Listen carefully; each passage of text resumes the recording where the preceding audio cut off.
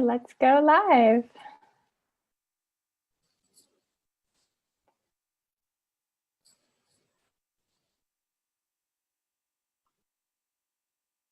Hello, everyone, and welcome back to the Mend Yourself Well Facebook Live Summit. And today I have a very special guest. So actually all my guests are special, but Katie and I have actually known each other for almost 2 years now. She has been the woman behind the scenes with everything Mend Yourself Well. She helps me with my website. She helps me with my emails. She is my awesome, very talented, super patient with me virtual assistant. And I know that she also has a very important message to share with all of you in your journeys of mending yourself well. Katie is not only my virtual assistant, but she's passionate about living with intention and connection, a theme that I think has been coming up a lot in many of these interviews. Katie is a mom, a life coach, a home organizer, and has studied and worked in holistic health for over 12 years. She recently developed her own practice called Creating Sacred Space, which is a holistic in nature and based on a mix of Feng Shui and using the home to heal and connect to ourselves on a deeper level. Katie, welcome to the show. I'm so glad you're here. Thank you, Jenna. I'm excited to be here too. Yes, and all of our years of knowing each other, this is the first time we've met face to face. I've never met you. I just have a wonderful conversation with you every week. So I'm so honored and delighted you're here. You do many things. A virtual assistant, life coach. You help people connect with themselves through creating more comfortable and sacred spaces in your homes.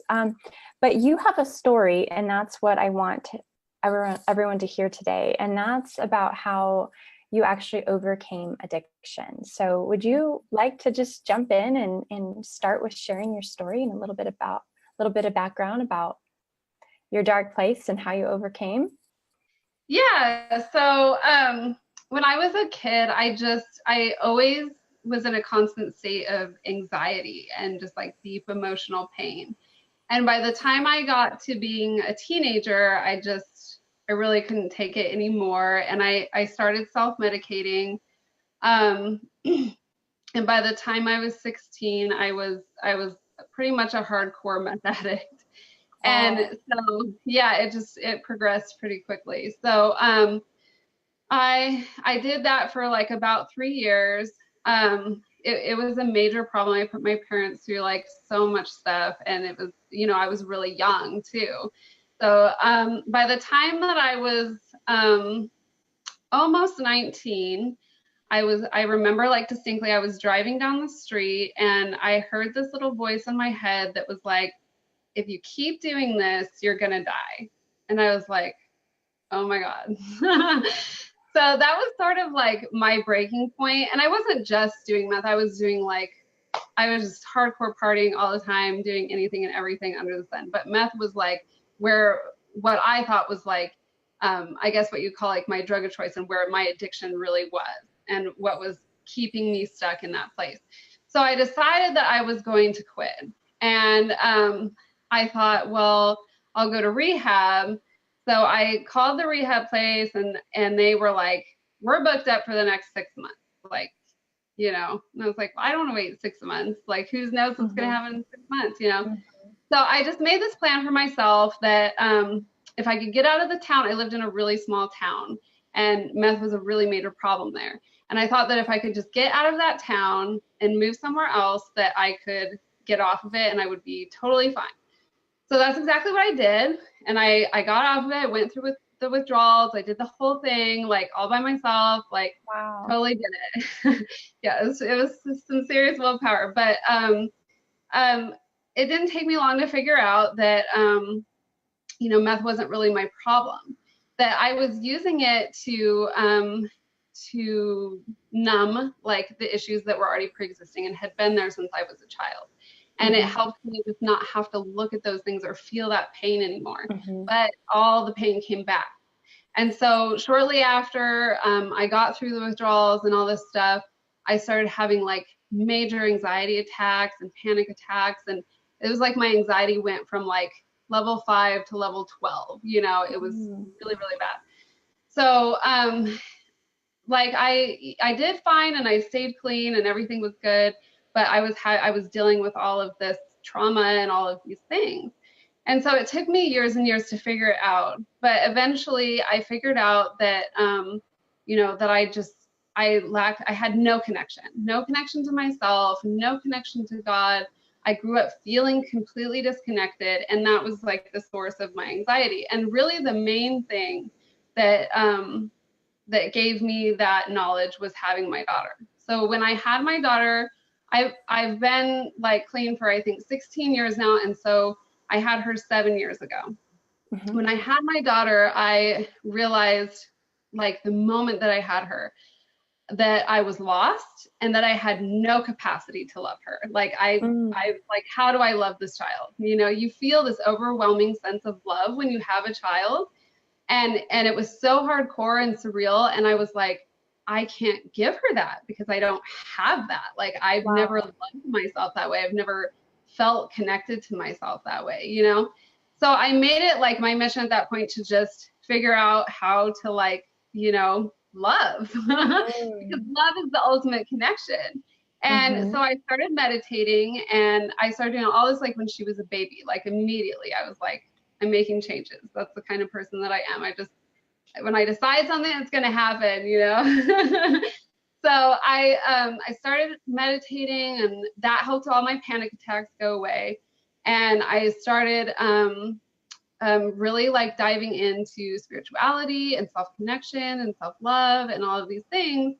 And so eventually I came to this place where I'm at now, where I have just realized that the root of all addiction is always going to come down to connection. We all express our addictions differently. It could be something as hardcore as drugs, or it could be something as simple as shopping, or, you know, gambling, or working, or even social media, you know, and these things that we think might be harmless, but eventually cause absolute detriment to our lives. And the reason that they do is because we are putting our life out of balance and we are taking away connection from ourselves, and we're putting our attention onto something that with the intention that it will numb us out, because intention is everything. And when we have the intention of, I don't want to look at myself, I don't want to look at what I'm going through, so I'm going to numb out by watching TV or eating this food or, you know, drinking this alcohol or whatever it is, then we're taking away that connection from ourselves, which puts us out of emotional imbalance. And eventually, you know, our lives crumble. And that has happened to me over and over and over the past few years, until I eventually, you know, started meditating and doing those things. And I figured that out because I just kept going through one addiction after another and being like, I did this already. I've been through this already. Like, why am I here again? But it was because I was never fully connecting with myself. I was just looking for ways to escape the pain instead of asking what that pain was in the first place. Yeah. And as you share all of that, it really makes me like a light bulb just went off in my head. Like, if we are so busy and so distracted with all of the other things that we do, watch TV, drink alcohol, work too much, whatever our like drug of choice is that we choose to distract ourselves with, I feel like that leaves zero room for mending yourself well. Like, if you are picking something and you're addicted to it and you're lacking connection and you're lacking like embodiment of who you are and what truly, you know, is down to the root, like there is no room to mend yourself well. Like, and it makes me like reflect back on my own journey of mending myself well. It's like, oh yeah, it started happening once I started getting quiet, started asking myself deep questions, started to really, just like you, like get to the root cause. And so I love that you're here adding a piece to it, because I mean, to be honest, I think without realizing, I think a lot of us could be addicted to something, and it might not be drugs or it might not be alcohol, and it might seem harmless, but it's really allowing us to stay disconnected. And we need to get back to the source of who we are and the source of who created us and how we are here to serve that creator. And I love just, that you are doing all these things too, of like you're getting so deep that you're also figuring out where your unique talents are and your unique gifts. And so you're taking those gifts and now you're sharing them with the world. And your story is part of how you're doing that. So I really love it. At what point in your journey did you come up with a sacred space with Katie? So that just happened like 2 years ago. Okay. I realized that one of the things that I had never really had was my own space. And excuse me. So I know, I think it was Rosalind that talked about this, but one of the first things I really got into was quantum physics. And quantum physics states that we are all 99.999% space. And I took that information in, and I wasn't really like sure what to do with it. And that space is like the element of creation. It is the energy that cannot be destroyed and has never been created. It just is, and it's everything. And I was like, oh, that's so cool, but I didn't know what to really do with it. And then eventually I had this like realization. I think it was like 4 or 5 years ago. I have never had my own space. Even when I was a kid, I didn't have my own space. I didn't have like just my own room. Like I didn't have that. And one of my passions has always been organizing and helping people move through trauma through, organizing their home and decluttering it and like, all that stuff. And so I realized like, oh my gosh, like these two things go hand in hand. Like you can heal by creating space for yourself inside and outside. So it's sort of something and that's exactly what I did. So I've spent the last 2 years putting myself through like my concept, and seeing how that worked, as far as connecting to the space within and connecting to the space without. And it's had fantastic results, not just for me, but for the other people that I've done it with. So I'm really proud of it and excited about it because I feel that it's like an amazing conduit for mending yourself well. It really works. So it's a piece of the puzzle. And that's the thing with why I'm here sharing and why I'm interviewing so many guests is because in mending yourself well, there are just an infinite number of pieces of the puzzle. There's no one right or wrong way. It looks different for everybody. But what you said about like, not just working on inside, but also creating this outside space, it's like the saying of how you do one thing is how you do everything. Like that comes to mind when you talk about like organizing your home, but like also decluttering your spirit. Like I have a book called Emotional Decluttering, like we can't just declutter our desk and think that our job is done. Like what's in the attic, what's in the basement, what's in the garage, what's in the attic up here that we're holding on to. And when we do that, we're like defragmented and all over the place and disconnected. So it comes back to like clearing out the clutter everywhere, and you'll get more connected, more free, more clear. So I love all of that. So your daughter is 7 now, and how has your journey in loving this little human being transformed as you went through your own transformation? Well, I mean, I put my mind to the fact that I was going to change myself and build a foundation for myself so I could give her something and give her a foundation of love. And I've done that. We've been through some really hard times, and I've always been able to like be there for her and help her in her own healing and support her. And we have like a really amazing relationship as a result. She is very spirited. She's a very high spirited person, and I'm a very high spirited person. So oftentimes we do clash, but we have this like amazing connection with each other. She's my everything. I love her. So she's wonderful and smart. Yeah. That's sweet. Does she talk about what she wants to do when she grows up? All the time. She has a million different things. Okay, just like her mom. Yeah, I mean, it's all over the place. But I support her in all of her stuff, and anytime she tells me when she wants to do something, we go out and we buy whatever she needs so that she can start doing it now. That's awesome. Yeah. So tell us a little bit about your new life coaching journey and what that looks like for you and your clients. Okay, well, I haven't done too much of it like online. Most of it's local. I've had, I think, just one client like that was like an online client. But it is, again, it comes down to like the creating sacred space in and out. So like you were talking about, like decluttering, you know, your mind and your emotions, and also your home and all that stuff. I find that in my modality, it's easier to start with your home. Our homes are a reflection of our soul, like the state of our soul, right? So it's always easier to see what's outside of ourselves than it is to just go right inside and start digging around in there, you know? Wow, yeah. It's sort of like an easier way to get to the inside that especially for people who have experienced trauma and that sort of thing, which is a lot of the people that I work with, it's hard for them to look in there and see that pain. Mm-hmm. So when you can see it outside of yourself and really start clearing your space and seeing what you're holding on to, and so many things that people hold on to spark emotional pain for them and this sort of thing. And when you're able to let that go outside of you, it can create like sort of this trajectory to do that within. So that's sort of what my program is about. It's always going to start, let's look at the home first, and then we talk about the body, and then we move into the soul.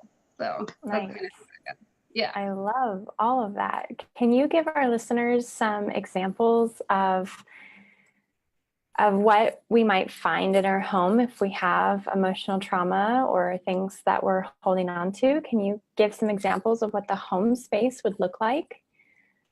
Well, one thing is clutter. That's big for everybody. And a lot of times we hide the clutter like in our closets and cupboards and that sort of thing. But clutter is anything that you're like not using, that doesn't bring you joy. And it's like when it's just like packed in there and you don't want to see it, right? And that's kind of what we do with our emotions too. Like we kind of compartmentalize them and we pack them in there and we don't want to look at them. And so that will be reflected in your home. You will know that if you are holding on to something emotionally that you're not looking at, open your closet. Is it packed full of stuff that you're not using, that you don't want to look at? And that's like a perfect example of what's going on inside. So. I can sense a garage sale in my future coming up. Like, go through all my closets and get rid of stuff I'm holding on to, especially if that's a reflection of my soul, because I want to be the best that I can. And yeah, I could definitely use decluttering. How does that work with like if a husband and a wife share a home and like they collaborate on a junk drawer, or like one's really clean and one's not? Like, do you have any examples of like a man and a woman sharing a home and just different stuff? It's kind of the same thing, because like we're mirrors. So whoever we decide to choose, like who we decide to live our life with, is a mirror reflection of us. Even if they're the complete opposite of us, they're expressing something that we have inside of us, whether we want to look at that or not. So a husband and wife, they act as one, I mean, in spirit. And so all of the things that you see in the home, while one might be more responsible for it than the other, you have to both take responsibility for it. Like it's something that you're mirroring, even if it's not your direct experience. You're mirroring it through them. They're mirroring it through you. That makes so much sense. I love all of this, and I hope that this was insightful for a lot of people. Is there anything else that you would like to add, Katie? Anything that we haven't talked about that you really wanted, like anything pressing that you really wanted to talk about today? I think like the only other thing I would want to say is just like how important it is to live with intention. And like the main thing that I tell my clients is that as I ask them, like, how do you want to feel? Because how we want to feel should be our daily intention. That should be where our focus is all the time. And if we can take charge of that and take control of how we want to feel on a daily basis, I really feel that that's like when things change. And that's when we really start connecting with ourselves, is when we really, take control of like, okay, how do I want to feel? And what can I do to like make that happen? And it's not always like an actual act. Maybe it's just sitting in stillness for 10 minutes that day to give yourself a little peace, or whatever it is. It doesn't have to be like a super huge physical act. But knowing how you want to feel and setting that as an intention is, is life changing in and of Yeah. itself. And then, I mean, with the fact that, especially that ties into your home, is like your home creates a certain environment. And if your home is not creating that environment that you really want, I mean, that's the first place to start. You can provide that environment that you desire just by making some changes in your home. So I just love how all of that ties in. Like you get to choose up here, but you get to choose all around you of, well, let's like really get to the root cause and allow, and so hopefully that's like empowerment for the people watching, is that you do get to pick how you want to feel every single day and work towards that at least. And if your home is not providing that environment, that might be a really great place to start creating it. If you want more peace in your life, then create a healthier, happier, more peaceful environment. If you want more joy, then how can you make some changes in your home to start attracting that? So I love it. I love it all so much. And it was a delight to hear the other side of you. We talk so much about work and my website and my stuff that I don't get to hear enough about you. So I really, really enjoyed this today. And how can people connect with you, Katie, if they want to learn more or find some good resources? Yeah, they can visit my website. It's sacredspacewithkatie.com. And I have my free ebook right there on the homepage. They can download that. There's a freebies page, and then there's just all my other stuff like blog posts and if the contact page if you want to contact me or schedule an appointment, whatever. All of that is there. Awesome. So if you are wanting to get connected with Katie, visit her website, Sacred Space with Katie. It's not a sacred space, just Sacred Space. Sacred Space with Katie. And you can get her, download her free ebook. That's what she has available for everyone. And she also has a lovely giveaway. I'm so happy for the person who will win her giveaway. She's going to be offering 1 hour of free Sacred Space coaching with her. So that would be definitely a great prize to win. Katie, we're going to find out who your winner is tomorrow, but today I need your help in picking a number. Okay. We're going to pick the winner from yesterday's, which was Anna Lee, and Anna Lee is giving away a bottle of wild orange essential oils. So a number between 2 and 94. Just don't pick the number that Anna Lee picked yesterday, which that was 52. So don't pick 52. Okay, I'm going to pick 22. 22. You're the third person who picked 22.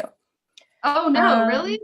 But I keep updating the list, but I think this person already won. Can you pick another number? Yeah, sure. Let's do 44. 44. I like that number. All right. Gloria Martinez is the lucky winner of the wild orange bottle. So it's awesome. And I just realized, since we are doing 2 interviews today, this is the only day out of the 21-day summit, we're doing 2 interviews. So I have another interview at 3 o'clock Central Time. So the winner of your free coaching will be chosen at 3 o'clock today. Oh, okay, cool. Yay. Yeah. So I'll make sure we connect you guys. Katie, thank you so much for everything you do for me and this community and all the stuff you do behind the scenes that you don't even get recognition for. I truly appreciate it. And I would not have Mend Yourself Well if it wasn't for you. So thank you for everything. You're a lifesaver. And I don't know how I'll ever replace you. Hopefully I won't have to, but awesome. Well, thank you everyone for tuning in to the Mend Yourself Well Summit. We'll be back today at 3 o'clock p.m. for another episode of the 21-Day Summit. See you all soon. Bye-bye.